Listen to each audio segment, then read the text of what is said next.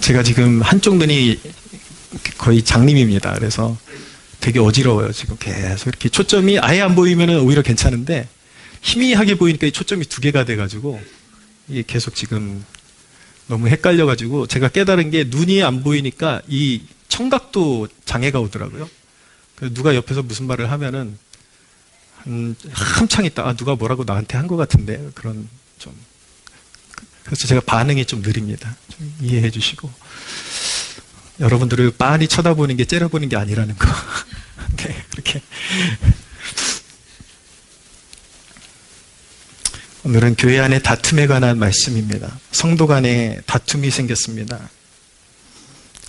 그런데 문제는 무엇이냐면 그 다툼을 가지고 교회 내에서 해결하지 못하고 법적인 분쟁으로까지 가서 이제 세상에서 서로 고발하는 지경까지 이르러가지고 바울이 너희는 너희 정체성을 모르는구나.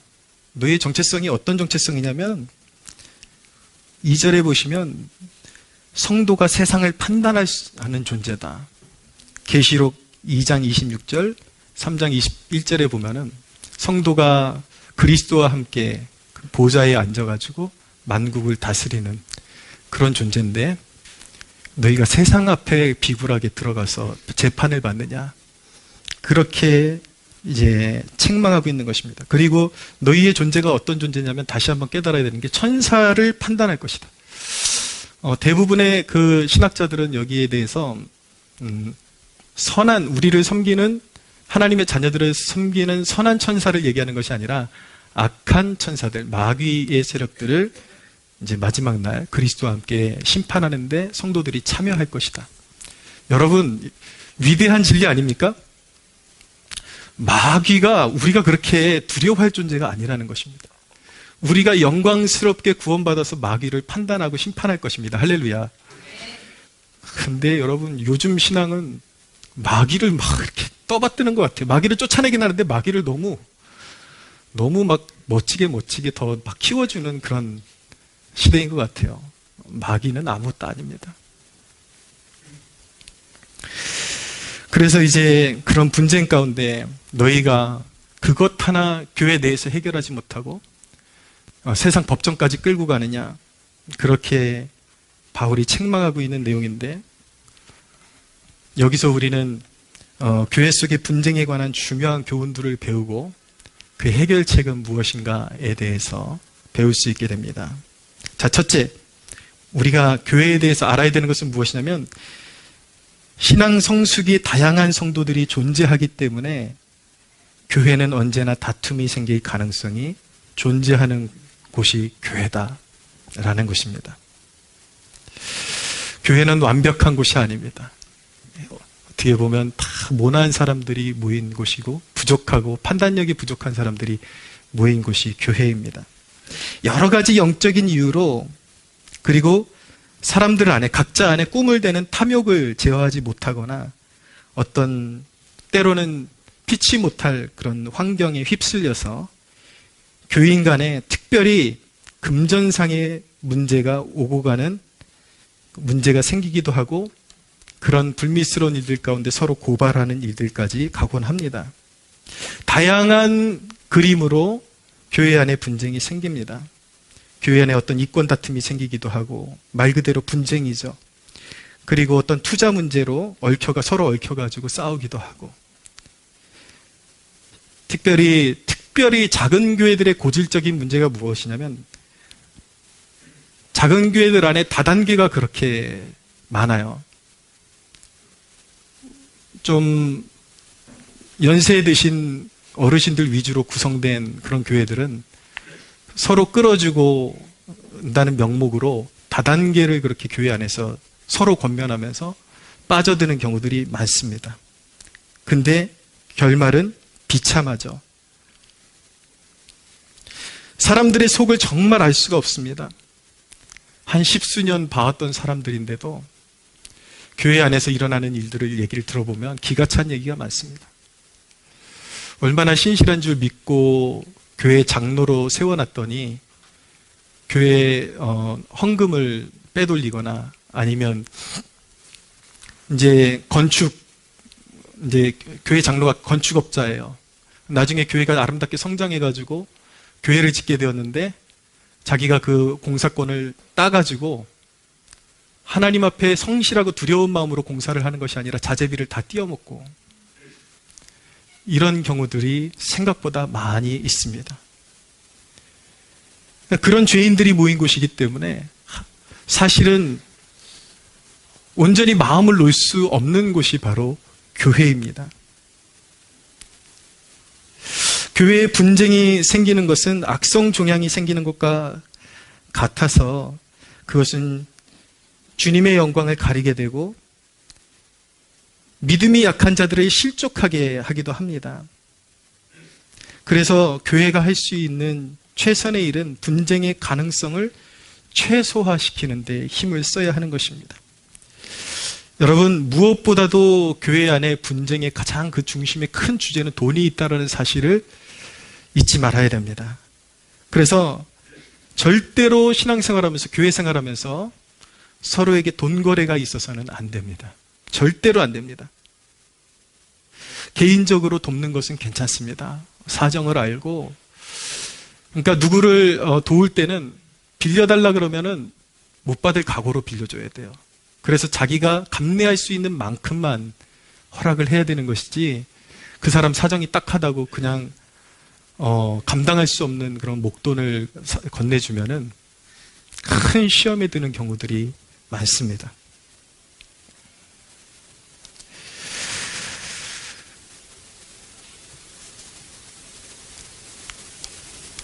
그럼에도 불구하고 분쟁이 생겼을 때는 어떻게 해야 되는가? 은혜로운 해결책을 찾아야 합니다. 분쟁이 생겼다면, 이왕의 분쟁이 생겼다면 은혜로운 해결책을 찾아야 되는데 5절에서 7절을 보십시오. 여러분들이 좀 읽어주시겠습니까? 시작. 말을 하노니 너희 가운데 그 형제 간의 일을 판단할 만한 지혜 있는 자가 이같이 하나도 없느냐? 형제가 형제와 더불어 고발할 뿐더러 믿지 아니하는 자들 앞에서 하느냐? 너희가 피차 고발함으로 너희 가운데 이미 뚜렷한 허물이 있나니 차라리 불의를 당하는 것이 낫지 아니하며 차라리 속는 것이 낫지 아니하냐. 사실 분쟁이 생기게 되면은 좀 상관하기가 싫게 됩니다. 귀찮고 골치가 아프니까. 그런데 그 문제를 방치하거나 키우게 되면 결국 교회는 복음의 능력을 상실하게 됩니다. 왜냐하면 모든 힘과 에너지를 분쟁에 쏟아야 하고 사탄이 힘을 과시할 수 있는 빌미가 되어버리기 때문인 것입니다. 그래서 분쟁을 제때 해결하지 못하면 이 사단의 권세가 엄청나게 그 세력을 과시하면서, 이게 제때 해결 못된 교회들은 수년, 십수년을 그 분쟁에서 헤어나오질 못하고 그 아까운 시간들을 복음에 쏟아붓는 것이 아니라 서로 분쟁 문제, 서로 싸우는 데 시간을 다 허비하는데 보내곤 하는 것입니다. 그래서 피하고 싶은 상황이지만 교회가 제때에 판단하고 그나마 가장 은혜로운 방법으로 해결해야 하는 것이죠. 사도 바울은 최악의 해결책으로 성도 간에 서로 고발하는 것을 질책하고 있습니다. 교회 안의 문제를 세상 법정으로 끌고 가는 것은 그리스도의 명예를 더럽히는 일이 되는 것입니다. 왜냐하면 그것은 인류의 재판장이신, 산자와 죽은 자의 재판장이신 그리스도를 세상 권세 아래로 끌고 가는 것과 같은 꼴이 되어버리기 때문인 것입니다. 바울은 세상 법정에 서는 것이 거룩한 자들이 불의한 자들에게 재판받는 꼴이 되어버린다라고 말하고 있는 것입니다. 무슨 말씀인지 이해가 가시나요? 세상 법정의 그리스도인이 재판관들 앞에 서는 게 거룩한 자들이, 의로운 자들이 불의한 자들 앞에서 재판을 받는 것이다. 쉽게 납득이 안 가시죠, 여러분? 이게 무슨 말인지. 오히려 도덕적으로 그들이 더 탁월할 수도 있는데, 이것은 신학적인 관점으로 바울이 접근한 것입니다. 하나님의 백성들은 여러 가지 연약함이 있어도 믿음으로 하나님 앞에 의롭다함을 받은 백성들인 것입니다. 할렐루야. 근데 법관들은, 세상 법관들은 하나님, 그가 세상 도덕적인 기준에서는 탁월할지 모르겠지만 하나님 앞에서는 회개하지 않은 자요, 하나님 앞에서는 불의한 자들이기 때문에 영적인 지위가 다른 것입니다. 그런데 믿는 자가 믿지 않는 자에게 복속돼 가지고 재판을 받는 것은 의로운 자가 불의한 자에게 자기의 운명을 맡기는 것과 같은 꼴이 되어버리기 때문에 이거 참 영적으로 보면 우스운 꼴이다. 이건 정말 그리스도께 누를 끼치는 그런 꼴이다 라고 그렇게 책망하고 있는 것입니다. 사랑하는 여러분, 문제를 해결할 때 교회는 항상 태도를 잃지 말아야 되는 것이 무엇이냐면 그리스도의 명예를 고려해야 하는 것입니다. 할렐루야. 사나 죽으나 우리는 그리스도의 것이로다. 여러분, 그럼 어떻게 문제를 해결해야 하는가? 어떤 다툼과 분쟁이 생겼어요. 그런데 어느 한쪽이 분명한 혐의가 있다면 교회가 그것을 가만 놔두면 안 되고 그냥 못 본 채 하면 안 되고 가서 경고하고 분명한 혐의가 있는 쪽에게 회개를 촉구하고 회개로 이끌어야 하는 것입니다. 그래서 얼마간의 페널티를 주고 그래서 이 자정 능력을 회복할 수 있도록 그렇게 시간을 주고 그렇게 징계를 줘야 하는 것이죠. 만약에 그가 교회에서 회개하라는 그 요구를 듣지 않는다면 최종적으로 출교를 명해야 하는 것입니다. 교회 밖으로 내쫓아야 되는 것입니다. 그런데 사도 바울이 말씀하는 바 가장 은혜로운 방법은 그 어떤 사건에 얽혀있는 당사자가 그 이해관계가 자신이 감내할 만하다면 차라리 손해보는 쪽이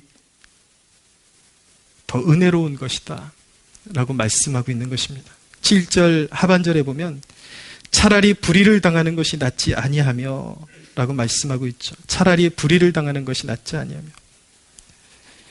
세상 한복판에다가 그리스도인들은 탐욕쟁이라는 오명을 남기는 것보다 차라리 손해를 보는 길이 주님 앞에 격려를 받는 길이라는 것입니다. 근데 여러분, 말씀을 적용할 때에 참 균형감이 필요합니다. 항상 말씀드리지만 교회 안의 분쟁에 관해서 그렇게 하라는 것이지 교회 밖에 있는 대놓고 사기꾼이 우리의 삶을 저해하고 우리의 삶에 굉장한 불이익을 끼치고 있는데 그거를 그냥 법적으로 가져가지 말라라는 뜻은 아닌 것입니다. 교회 안의 문제를 세상 법적으로 가져가지 말라라는 말씀을 하고 있는 것입니다.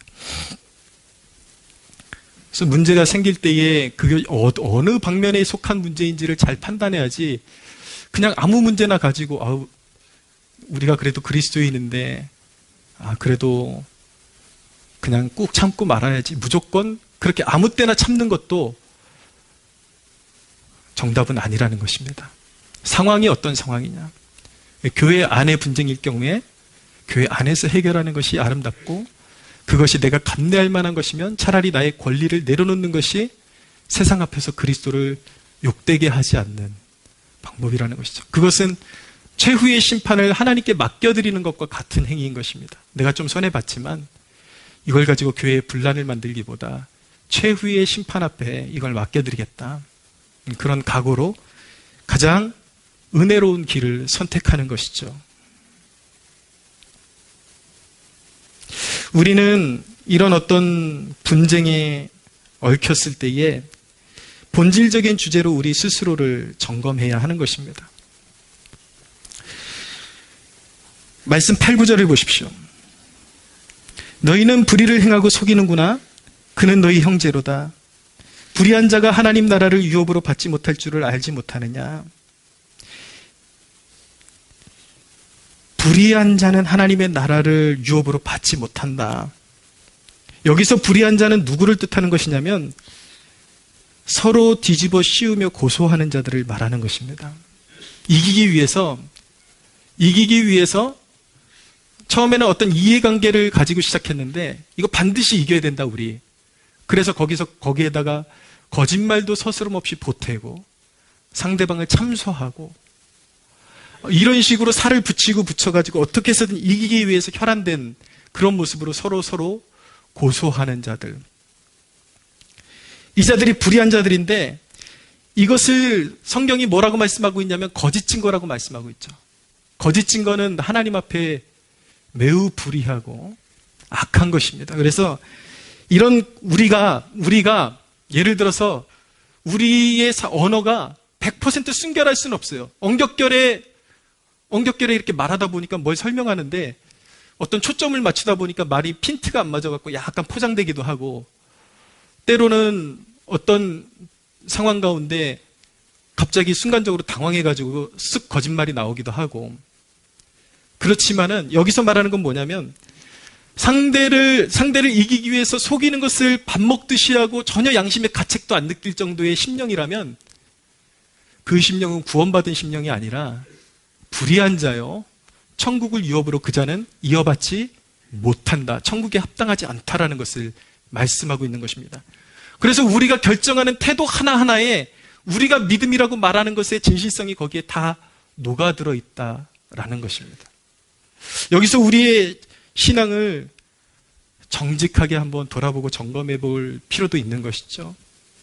그러면 여러분, 천국에 가지 못하는 자들의 이 죄의 목록을 90절에서 말씀하고 있는데 보십시오. 불의한 자가 하나님의 나라를 유업으로 받지 못할 줄을 알지 못하느냐? 미혹을 받지 말라. 음행하는 자나 우상 숭배하는 자나 간음하는 자나 탐색하는 자나 남색하는 자나 도적이나 탐욕을 부리는 자나 술 취하는 자나 모욕하는 자나 속여 빼앗는 자들은 하나님의 나라를 유업으로 받지 못하리라. 여러분, 우리의 믿음이라는 것은요, 때로는 역추적해 볼 필요가 있습니다. 여러분들이 믿음을 의심하지 말라는 것이 아니라 여러분들이 믿음이라고 말하는 것에 합당한 여러분들의 행실을, 빌립보서의 말씀 보면은 복음에 합당하게 생활하라라고 말씀하고 있습니다. 그래서 우리는 우리의 삶의 모습을 보면서 역추적해서 과연 내가 가진 행실이 믿음의 진정한 하나님이 인정하시는 믿음에 도달하는지를 우리는 살펴볼 필요가 있는 것이죠. 여러분, 우상 숭배하는 자는 천국을 유업으로 받지 못한다라고 말씀하고 있습니다. 생각해 보세요. 오늘날 수많은 그리스도인들이 점집의 단골이라고 합니다.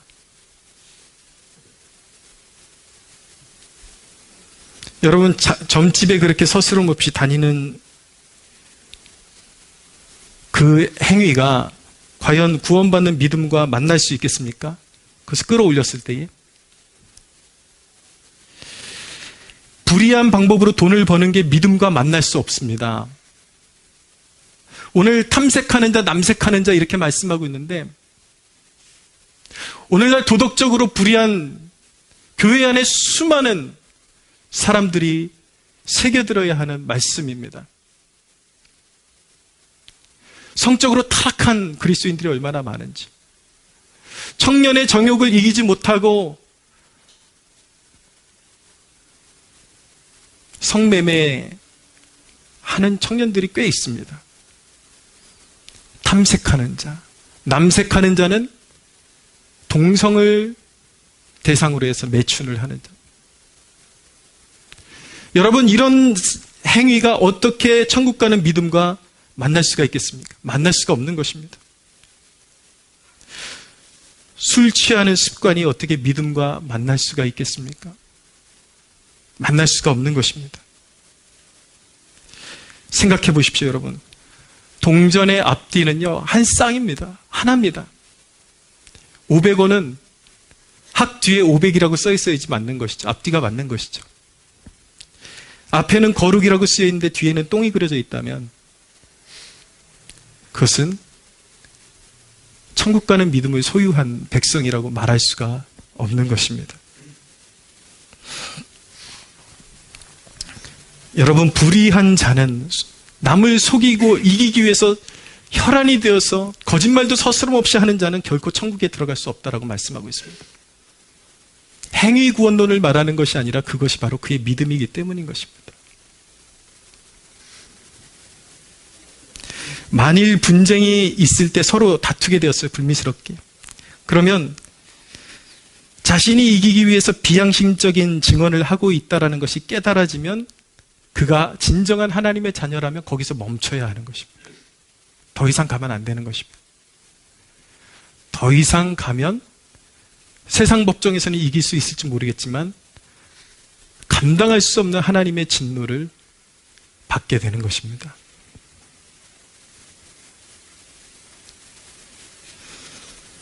이 본문 말씀드리면서 이 세대의 잘못된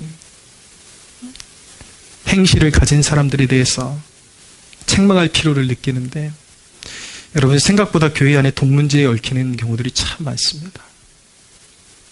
저도 교회에서 태어나서 살아오면서 그런 것들을 참 많이 보게 되는데, 모르겠어요. 이렇게 사람이 적어서 그런지 몰라도 오히려 이 돈 문제에 얽히는 건 작은 교회들이 성향이 더 강한 것 같아요. 서로 이렇게 너무 빤히 보이다 보니까 이 돈 문제에 얽히는 경우들이 많은 것 같은데, 근데 여러분, 누군가에게 돈 떼어먹히고 사기당하는 것은요, 제가 본 바로는 99%는 그런 것 같습니다. 대부분 억울한 문제는 거의 없습니다. 자기가 심은 대로 거두는 경우가 너무나 많습니다. 대부분은 탐욕 때문에 유혹에 빠지는 것입니다. 작은 교회 안에서 돈을 떼어먹히는 이유의 거의 99%가 어떤 문제냐면은, 투자 좀 해라. 빠른 시일 내에 내가 몇 배로 돌려줄게. 근데 이게 얼마나 한심한 꼴인지 아십니까, 여러분? 교회에서 올바른 헌금 생활에 대해서 설교를 하면 교회가 탐욕에 젖었다, 듣기 싫다, 돈 없다. 근데 몇 배로 돌려주겠다 그러면 어디서 그렇게 끌고 모아오는지, 그 수천만 원이 그냥 금방 생겨요. 그냥 훅 갖다 맡겨버리는 거죠. 여러분, 이 심보가 복을 받겠습니까, 여러분? 망해야지 정상인 것입니다. 망할 수밖에 없는 그 사고 구조를 가지고 있는 것입니다.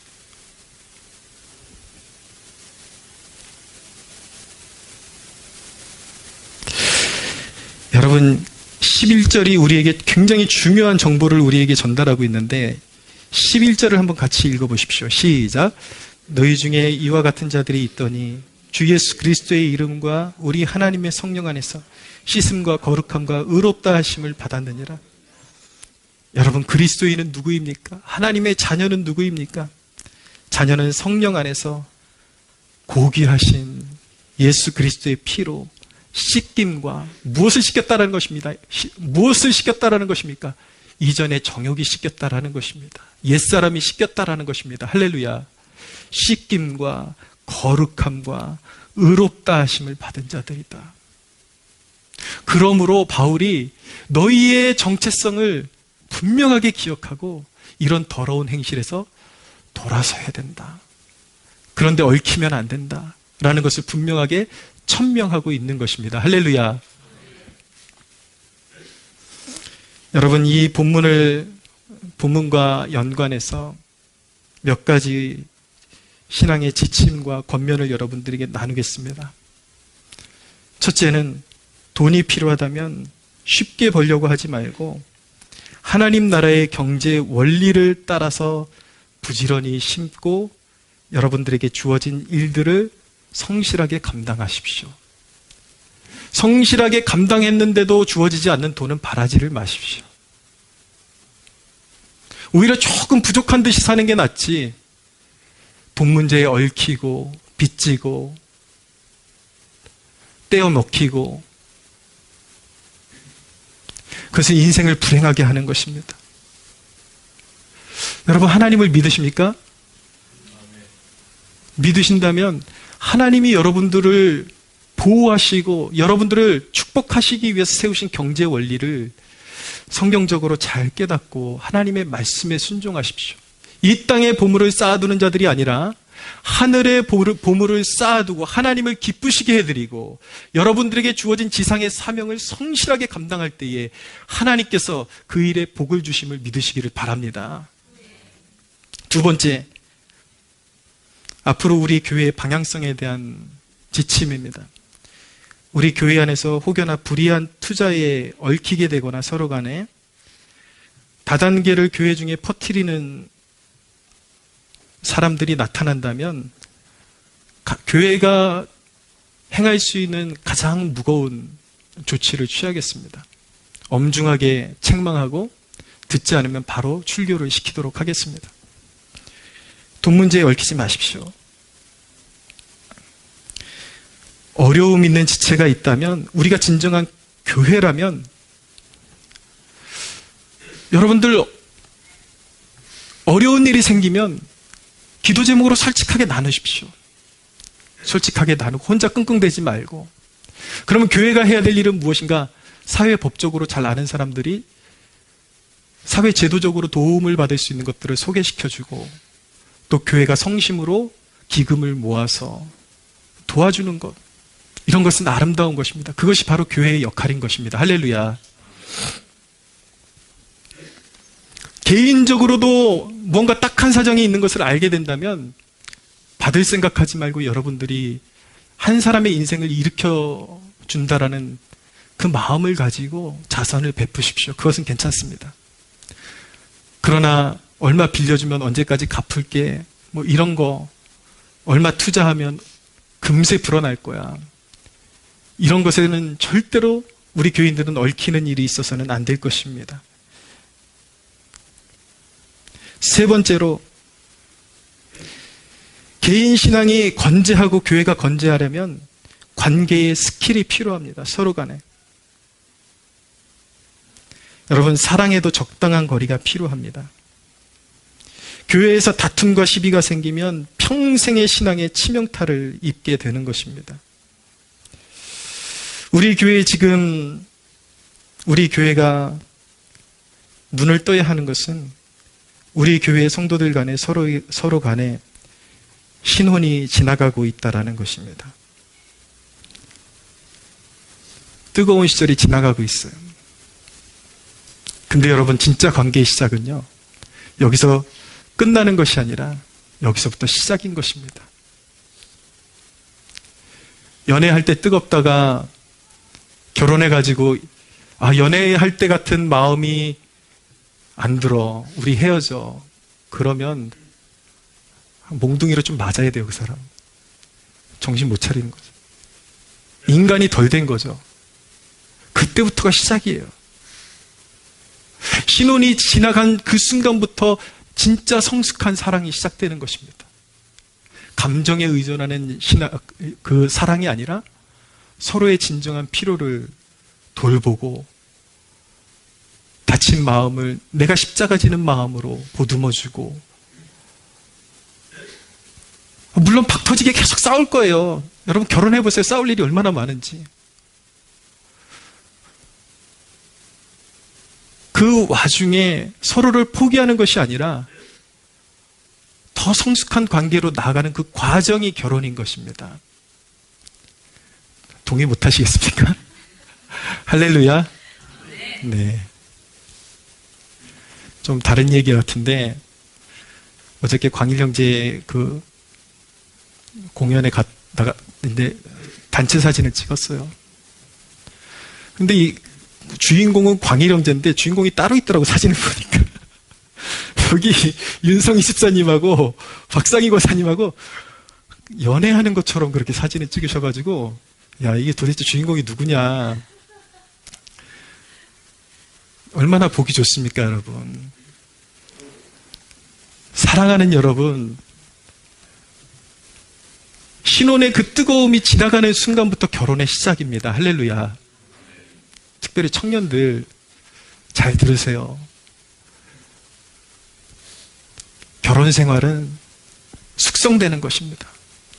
교회 관계도 마찬가지예요. 혹여라도 서로 옥신각신하는 일이 생기면 거기서 끝장이 아니라 거기서부터 시작이 되는 것입니다. 자기를 살피고 나를 살피고 또 상대를 살피고. 결혼 생활하면서 서로 다듬어지는 게 어떤 지점인지 아십니까, 여러분? 건들면 갑자기 확 터져오르는 그 지점이 있어요. 뭔가. 근데 가만히 보면 그게 반복되는 지점이 있어요. 그러면 그 부분을 애써서 건드리는 것이 아니라 저 사람한테는 저게 굉장히 치명적이거나 매우 중요한 부분이구나. 건드리지 않는 것입니다. 그것은. 내가 품어주는 것이죠.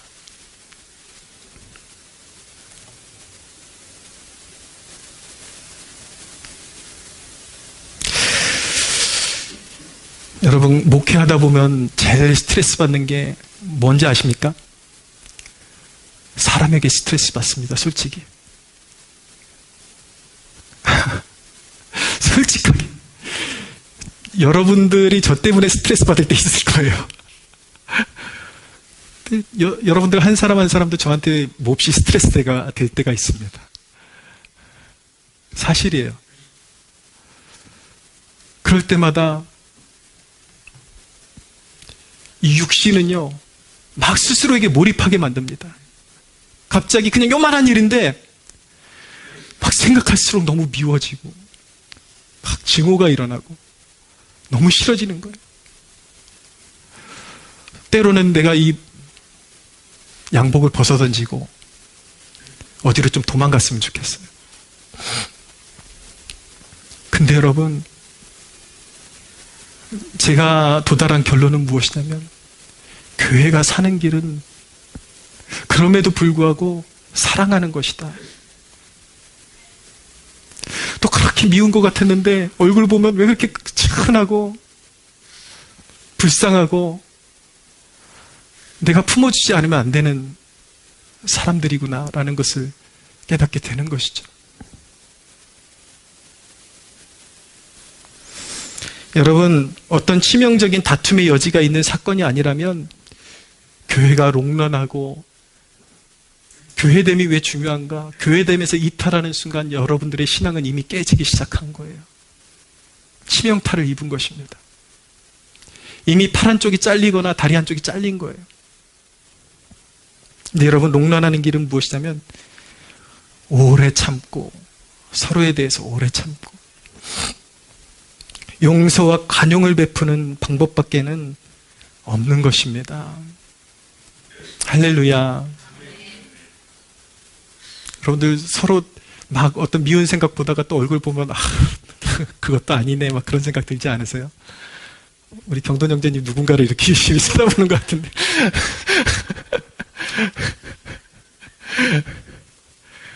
할렐루야. 네, 우리의 마음이 관용의 마음이 더 오히려 내가 탁 부딪히는 그것이 나의 좁은 속을 더욱더 연장시키고 늘리게 되는 기회라는 것을 알아야 되는 것입니다. 여러분, 우리 서로가 서로를 빚어주는 훌륭한 파트너라는 그 믿음 위에 서게 되는 축복이 있게 되기를 바랍니다. 할렐루야. 한순간도 서로를 잃어버리지 말고 잘 보듬고 서로 축복하며 그렇게 교회를 세워나가는 저와 여러분들 되시기를 주님의 이름으로 축원합니다. 하나님께 영광의 박수.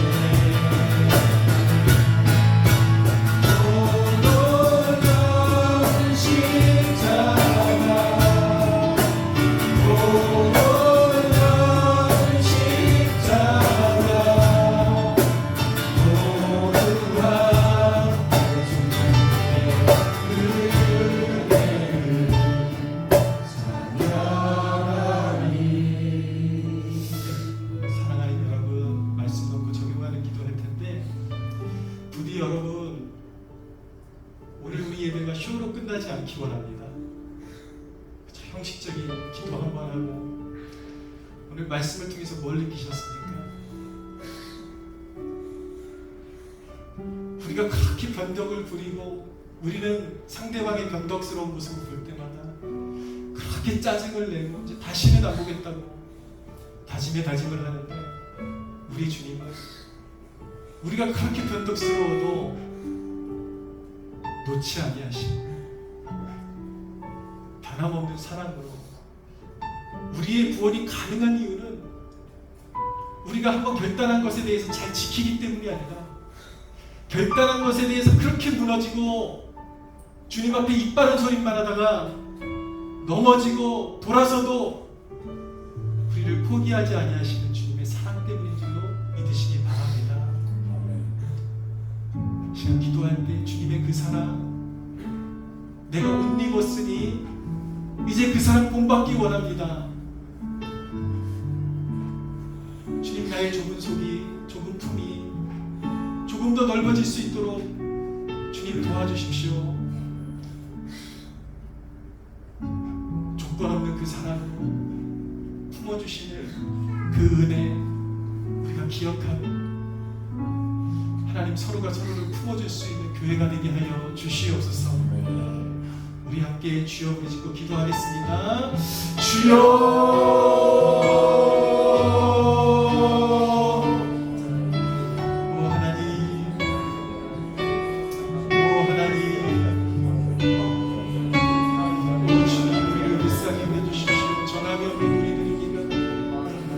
하나님 불쌍히 여겨주십시오. 우리가 주님의 그 사랑을 입었으니